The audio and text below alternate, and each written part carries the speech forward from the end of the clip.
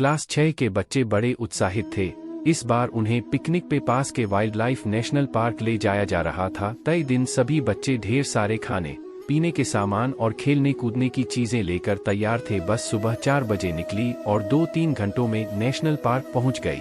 वहां उन्हें एक बड़ी सी कार में बैठा दिया गया और एक गाइड उन्हें जंगल के भीतर ले जाने लगा। मास्टर जी भी बच्चों के साथ थे और बीच बीच में उन्हें जंगल और अन्य जीवों के बारे में बता रहे थे।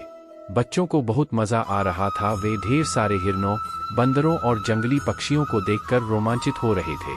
वे धीरे धीरे आगे बढ़ रहे थे कि तभी गाइड ने सभी को शांत होने का इशारा करते हुए कहा, शश आप लोग बिल्कुल चुप हो जाइए और उस तरफ देखिए, यह एक दुर्लभ दृश्य है। एक मादा जिराफ अपने बच्चे को जन्म दे रही है।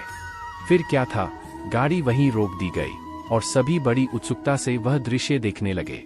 मादा जिराफ बहुत लंबी थी और जन्म लेते हुए बच्चा करीब 10 फुट की ऊंचाई से जमीन पर गिरा और गिरते ही अपने पांव अंदर की तरफ मोड़ लिए, मानो वो अभी भी अपनी मां की कोख में हो।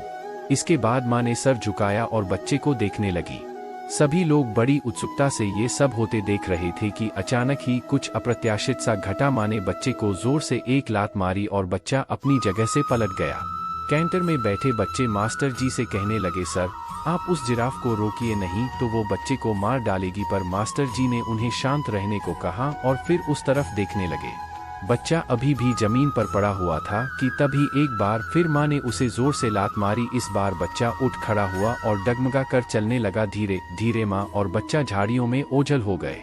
उनके जाते ही बच्चों ने पूछा, सर वो जिराफ अपने ही बच्चे को लात क्यों मार रही थी? अगर बच्चे को कुछ हो जाता तो? मास्टर जी बोले, बच्चों जंगल में शेर, चीतों जैसे बहुत से खूंखार जानवर होते हैं। यहाँ किसी बच्चे का जीवन इसी बात पर निर्भर करता है कि वो कितनी जल्दी अपने पैरों पर चलना सीख लेता है। अगर उसकी माँ उसे इसी तरह पड़े रहने देती और लात नहीं मारती तो शायद वो अभी भी वहीं पड़ा रहता और कोई जंगली जानवर उसे अपना शिकार बना लेता। बच्चों, ठीक इसी तरह से आपके माता पिता भी कई बार आपको डांटते हैं।